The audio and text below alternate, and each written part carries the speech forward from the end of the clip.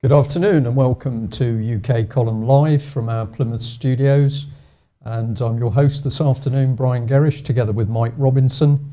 We're going to be concentrating on the situation in the Middle East, where there are some very serious developments. And our constant theme is that we are going to bring these issues to the fore in our reports, because at the moment mainstream media in Britain, be it the newspapers or TV, are really just not covering these issues in sufficient depth. So we'll be looking at Iran and Syria with some comment on Libya. We're also going to be having a look at what's happening back here at home, where we're seeing this slow creeping police state installing itself. And I'll just say that a couple of people have said that, well, a lot of people have said they're enjoying the show. A couple have said that are we being a little bit too forceful on some of the subjects that we're covering? And our answer to that is absolutely not, because the whole point of UK Column Live is to get out the truth that the mainstream media is not covering. So we're not going to shy away from some of these issues. Mike, what have you got? We're starting off with the fact that Iran has sent some arms and armaments to Syria, and for the first time in a long time has been given the opportunity to send ships through the Suez Canal into the Mediterranean. So they've sent a supply ship full of stuff accompanied by a frigate. Yeah. This is Egypt has permitted this to happen, and it's the first signs of other nations openly getting involved in assisting the Assad regime. On the other side of the fence, we've got Time magazine, and Press TV is discussing an article in Time magazine, basically pointing out that there's a flow of mercenaries coming into Syria for the opposition. Right. Arms and mercenaries coming out of Libya. So NATO's gone in, bombed Libya into the Middle Ages, and trained an opposition, and that opposition is now moving into Syria with a lot of the arms that they were given in order to get rid of Gaddafi in the first place. So that's another thing that's going on. Then we've got another report, this time from Haaretz, which is a daily Israeli newspaper, saying that Iran is sending military personnel, Republican Guard personnel, into Syria. So we've got an Iranian ship heading into Syria. We've got Iranian troops heading into Syria. We've got the armed opposition being supported by now Libyan opposition coming into Syria, bringing a lot of arms, including allegedly surface-to-air missiles. And you've got to say that video footage of the helicopter that was shot down on Monday, I think it was. They were quite happy to show you the thing falling out of the sky, but they didn't show you what led up to that. So what was the weapon that was used to bring that helicopter down? Yeah. Where did it come from? Well, and also how sophisticated was the weapon? There's a big difference between small arms fire bringing down a helicopter and a sophisticated ground-to-air missile. Exactly. Yeah. And then we've also got an escalation of the situation with Israel getting involved. Israel actually, in this case, used a drone to kill an Egyptian Bedouin. The drone was actually flying 18 miles inside the Egyptian border. So this could be seen as an act of war, in fact, that Israel has sent its hardware into a foreign nation in order to kill somebody that they I don't know, for whatever reason. Well, I guess they thought that the person was some kind of terrorist. Yeah. But we can see a general escalation of the events in the Middle East going beyond Syria, and this has got to be seen as a very serious situation. Yeah, absolutely. Well, perhaps it'd be worth saying that if you look at what's actually happening in the region, perhaps we come back to Libya, where of course we were told that Britain and America and NATO were going to war against Libya in order to remove a serious and draconian regime. But we shouldn't worry, because this was going to install a democracy inside Libya, and Libya was going to be transformed into a calm, orderly country. Well, perhaps it's no surprise that exactly on line with what's happened in Iraq and also what has been seen in Afghanistan, that the military intervention has not brought stability, it's actually brought the direct opposite, which is... Well, indeed, and we've got this from the Washington Post, basically saying that the United States has re-established its consular services in Libya, but strongly recommending that there should be no travel to Libya except for the most essential travel, because of the risk of hijackings, of kidnappings. They're basically admitting that they have succeeded in bombing Libya back into the Middle Ages and effectively destroyed any form of order in the country. And the country is in a pretty chaotic state at the moment. Well, this is a dire situation, and of course, again, and we're going to keep hammering this point, that British mainstream media simply are not picking up on the trail of destruction that's been left behind these interventions. At one stage, there was talk of assisting Libya with a transitional government, and Britain, amongst other countries, was going to assist with this. We were talking about putting in common purpose type training in order to prepare the future Libyan government and even the emerging Libyan public sector for this so-called democracy, which of course the attacks and the bloodshed were supposed to have created. In fact, we're just seeing this, we're seeing Libya now degenerate into a dangerous and hostile place, a mess, and this mirrors exactly what has been done to Iraq. But of course, we are not seeing any of the British major politicians being brought to book on this. We're not seeing Cameron or Miliband, or even the residue of the old Labour regime with Blair and Gordon Brown. We're simply not seeing these people questioned at all on what the real aftermath of the action has been. So I think this is very serious.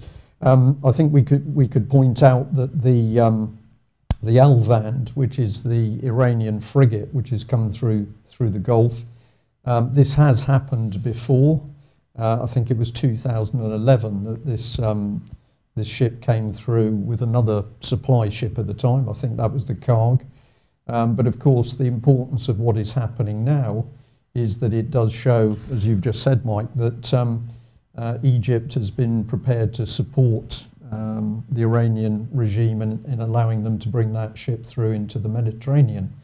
And whilst on the scale of it, one unit doesn't form a huge threat, considering the scale of particularly the US naval forces in the Eastern Mediterranean, nevertheless, the act shows clear intent by Iran not to be bullied, and also to show tangible support to Syria.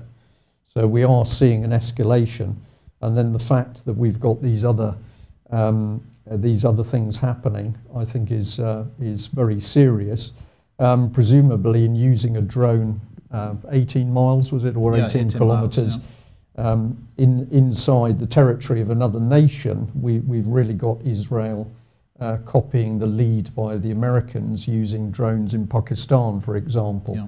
And this, of course, really should be a question, again, debated in Westminster as to whether we're seeing people who are actually carrying out what normally would be called an act of war. But for some reason, because it's a drone driven by somebody in a remote location, maybe in some cases thousands of miles away, that this doesn't come under the rules of war. So we really are seeing some pretty serious stuff happening. To us here at the UK Column Live, it's obvious that what we're watching is regime change, and the British government with Cameron and William Hague are fully supporting this. Yeah. Well, just to end this, I mean, I think it goes beyond regime change in the sense of one nation. They're clearly attempting to change the regime in the entire region, as we've mentioned before. This has been established policy, certainly within the United States, for was it Wesley Clark? I can't remember exactly. Was it Wesley Clark? Was the U.S. government official who produced the document describing which nations were going to be targeted for regime change? Well, this was talking about Bosnia, of course, was it, at the time, I think? No, but it was also talking about all the states around the Mediterranean as well. So they were discussing quite a number of states that were going to experience regime change. They clearly weren't able to meet that agenda at that time, but it's which is going back to the very early 80s. 80s. So we're giving an example of agenda politics, which has actually come across decades. Yeah. And that has the policy of regime change in that region has clearly been on the table since that time. Well, of course, one of the subjects which is being totally ignored at the moment is the fact that under the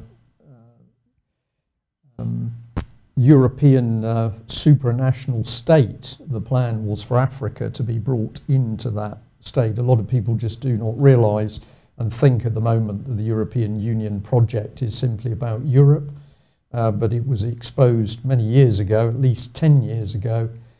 Documents that were seen on display in Brussels were clearly talking about the ultimate agenda to bring in Africa as an inherent part of that European supranational state. Yeah. And of course, before that could be done,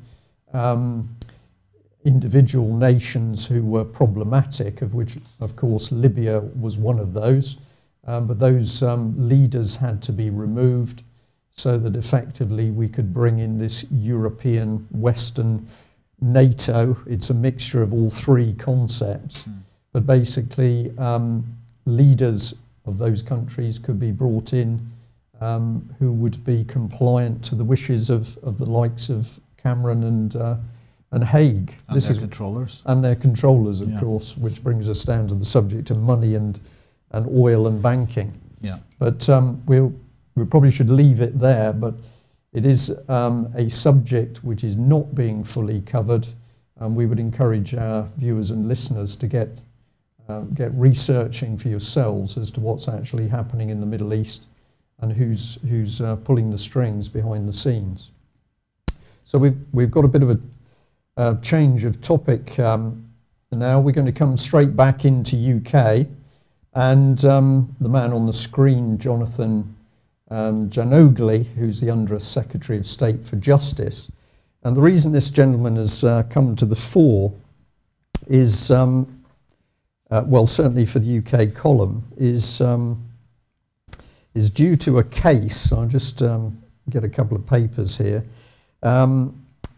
It was a family court case where correspondence was moved between Mr. Greg Mulholland MP. This was in May 2012. And essentially, a gentleman had come forward to his local MP, Mr. Mulholland, and was complaining at the state of the family courts and what he had experienced in the courts. What we at the UK column have experienced, and unfortunately many victims themselves, have been family courts which are secret, riddled with lies, where hearsay is taken as factual evidence, perjury is committed. And on the basis of the documents that were passed to the UK column, I sent an email to Mr. Janogly asking him for comment on what was actually happening in the family courts. And I was essentially supporting the gentleman who'd originally complained to his MP about the state of the courts. It was mentioned in here that mainstream journalists like Christopher Booker were actually beginning to speak out quite strongly about the state of the so-called family care system. And what we pointed out is that basically the letter that Mr. Janogly had sent back to Mr. Mulholland appeared to do nothing more but to direct his constituent back into the very system which he'd complained was acting unlawfully and in a chaotic and I would say a dangerous way, in that we know children are being taken wrongly.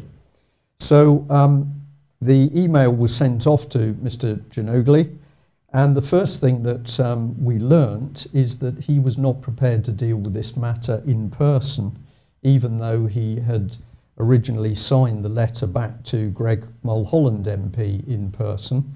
And what took place was quite extraordinary, because a lady called Penelope Tay, Mr. Janogly's personal assistant, insisted on passing our communication to the Ministry of Justice.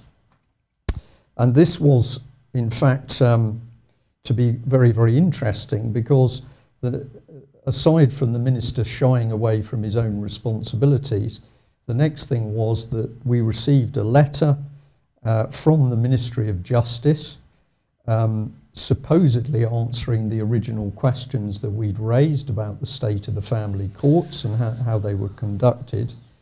And the letter came from a lady in the Family Justice Division. When I later spoke to her, I discovered that she was a policy officer. Now, this raises yet another question, but put very simply, we have Mr. Janogly, who doesn't want to deal with his own issues. He sloped shoulders to the Ministry of Justice. And then when we get a reply from the Ministry of Justice, which doesn't answer the original letter, it's from a policy officer, and as the name immediately suggests, this lady and her colleagues are simply there to put across the government's policy. So if we just try and call up on screen the reply that we had, this is the original document, just as always prove that we're dealing in evidence here. And if we blow up the content of that on the screen, and I'll then read through for listeners. I'll just wait for it to come up. But essentially, this is what the policy officers had to say, that concerning juries, family proceedings have in England and Wales never been subject to determination by a jury. The role of a jury in those proceedings where juries are involved, whether criminal or civil, is to decide on questions of fact, with all questions of law or the exercise of discretion in applying the law to the facts being for the judge to determine. It goes on to say, family proceedings involving children turn to a great extent on the latter type of question.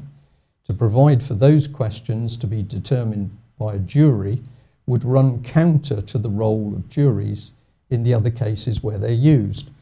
Now, I believe that this reply is not only disingenuous, but it's a very dangerous reply, because what we have is a policy officer not dealing with the issues that have been raised through the MP, Mr. Mulholland, in the first place, that we have family courts acting in secret, where perjurious material is being used, hearsay is being used, etc. What the reply from the Ministry of Justice suggests is that juries essentially don't have the mental ability, acumen, to actually make the correct judgments. And in any case, because it's to do with the law, not fact, it's quite appropriate for a judge to make the decisions. Now, what these two paragraphs are doing in a very devious way is to say that because family courts have been held as star chambers without a jury since their conception, that makes it okay, and therefore we're going to continue with that system. But in any case, the moment you deal with an issue of families and children, ordinary people don't really have the capability to decide what is fact and not fact, and how the law should be applied to a family. So there is an underlying arrogance, but I think that something running through it, which requires proper investigation and exposure, is this business that we now have government policy making the decision in courts as opposed to what the facts and the real judgment. And if I just reinforce this, by chance we got another letter back from the Ministry of Justice under Jonathan Giannogli's signature.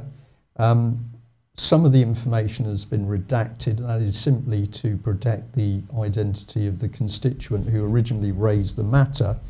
But the matter was of great interest to the UK column because it concerned the imprisonment of Mr. Roger Hayes, the chairman of the British Constitution Group. So if we have a look at what the Parliamentary Under-Secretary for State said, he says a thank you first of all for the letter to the Right Honourable Ken Clarke on behalf of your constituent, who is concerned about the press release issued by the UK column about the arrest and imprisonment of Mr. Roger Hayes. I am replying as Minister responsible. He then goes on to say, you're correct in saying that Mr. Hayes was arrested following the issue of a warrant by Wirral Magistrates Court for non-payment of council tax.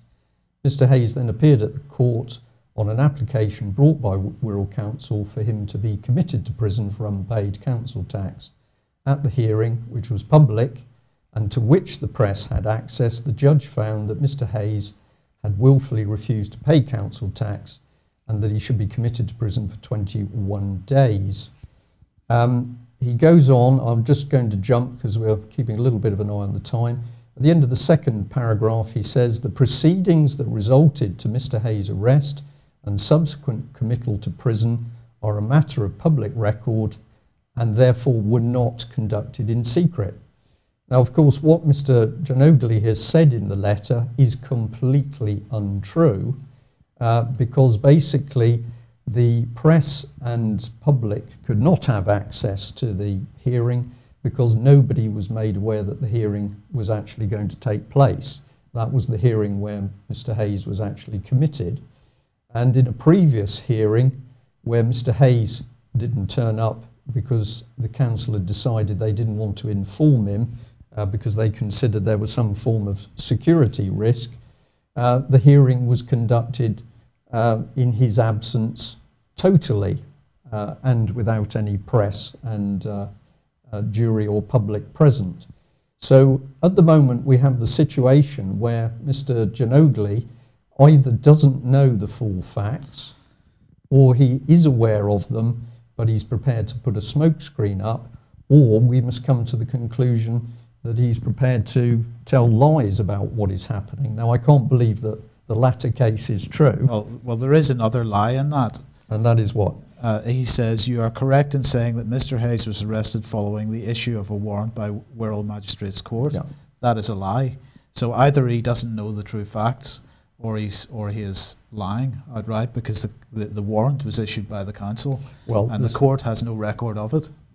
This is a very important point that we are now fully aware from documentation that's passed between Wirral Magistrates Court and Mr. Hayes himself that they do not hold a copy of the warrant and they referred him directly to the council.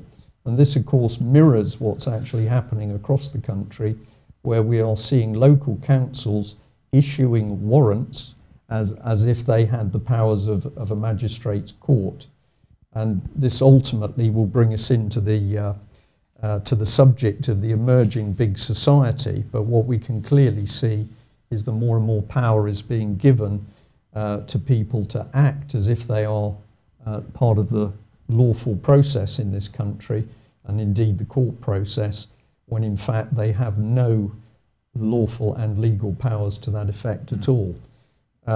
If we don't stop this, what essentially it means is that the government can hold fully secret courts, which of course is what the Right Honourable Ken Clarke is trying to do. And if we achieve that and we achieve the Leveson crackdown on free press and media, Britain will be in a dictatorship equivalent to East Germany, particularly when we take into account 4.2 million CCTV cameras. So I'm going to apologise if any viewers think that what we are saying is a little bit too hard or direct, but I'm afraid that when we analyse the facts in front of us, the Conservative government with the Liberal Democrats and of course Labour, by using cross-party agenda politics, are slowly but surely removing democracy from this country. And we will certainly be focusing on big society in the future. Right, where does that take us? Well, I think we're going to move on to the subject of money, Mike. You've got some comments on the Spanish banks here, I think. We've got this article from The Guardian. Deposit flight from Spanish banks hits 15-year high as bailout rumours grow. Now, it is fairly obvious that to have money in a Spanish bank at the moment would be a fairly dodgy thing to do, and you do wonder, based on the state of the Spanish banking system, whether having money in Santander in Britain is a particularly safe thing. They claim that they're a completely separate organisation, but I do wonder about that from time to time. But what I thought it would be worthwhile doing is just having a look at the state of Spain at the moment, because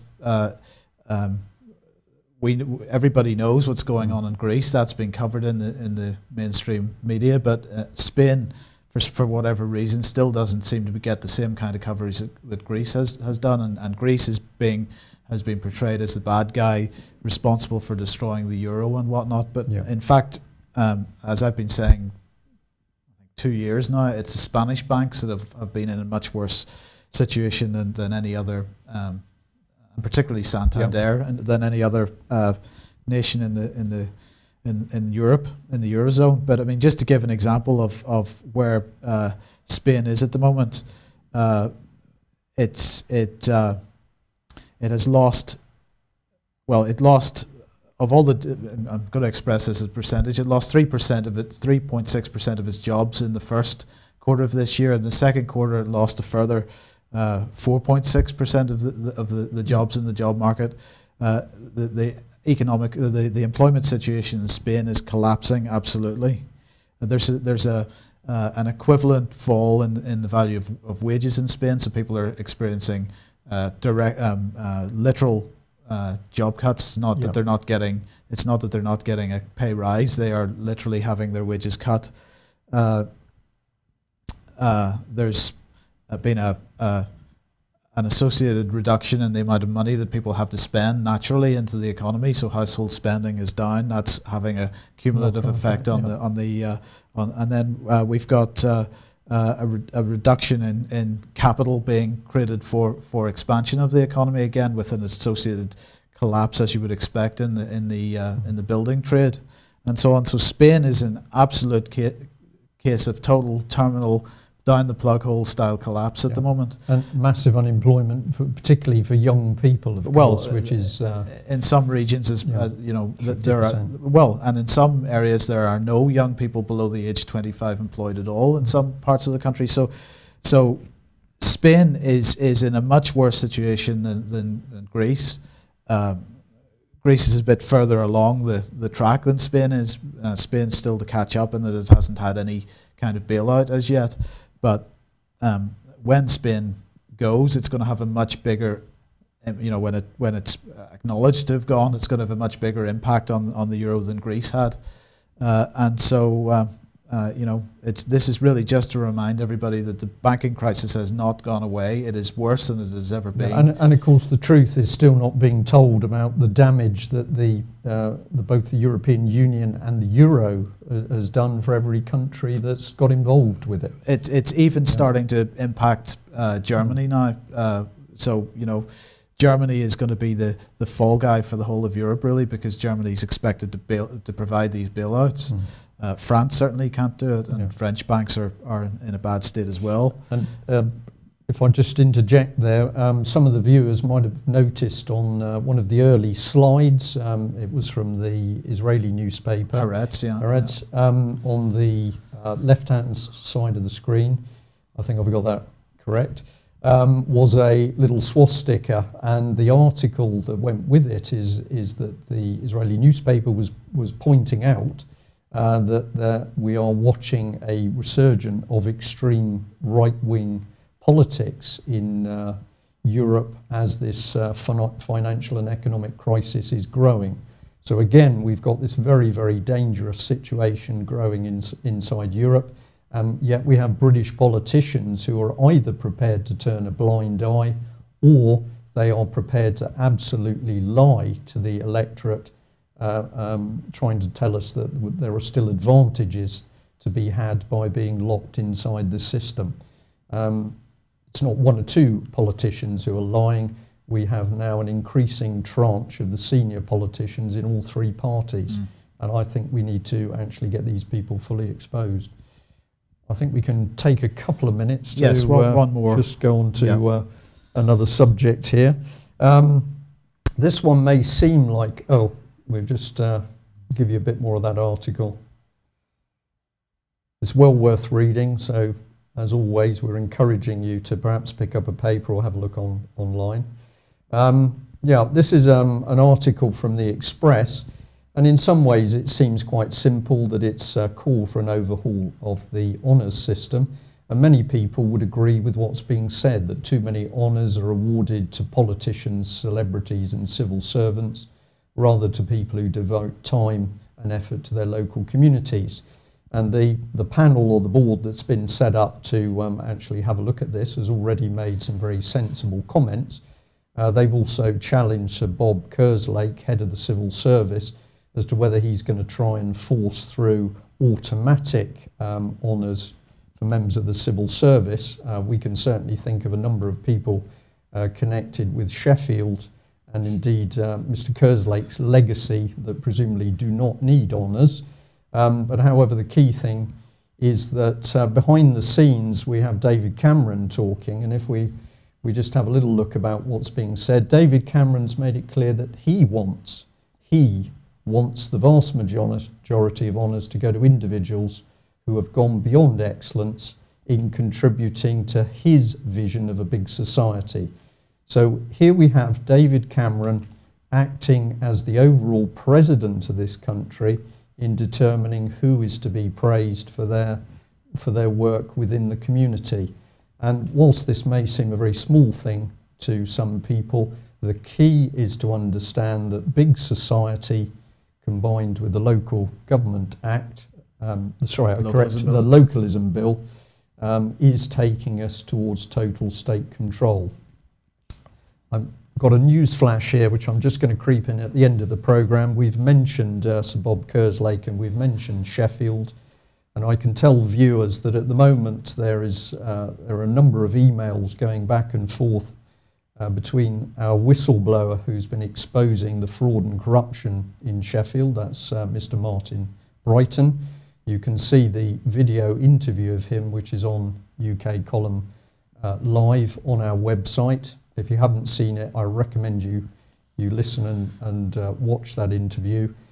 This gentleman has been fighting and fighting to get the truth out about the fraud and corruption that's gone on in Sheffield within the City Council and other organisations, the Government Office of Yorkshire and Humber.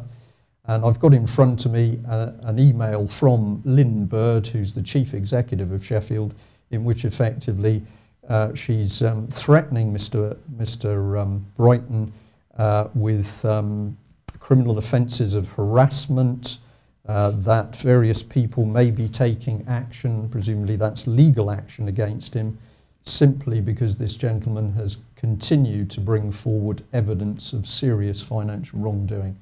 So this is the state of Britain. Well done, Martin Brighton, for sticking to his guns, and I hope that viewers and listeners today will get fully behind his excellent work. A lot of tough subjects. If you want to stop what's going on and get the world back on its feet in the right direction, then you have got to dig, you've got to challenge. It can't all be done by the UK Column team, much as we'd like to. So I think that's it from us today. Thank you for joining us.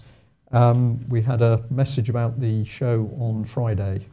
Is that correct? Yeah, right. So we're having some work done in the studio on Friday, and so we will not have a show on Friday, unfortunately. Okay, so technical update on Friday, no UK column live Friday, otherwise all services as normal. Thank you very much for joining us. Goodbye. Bye.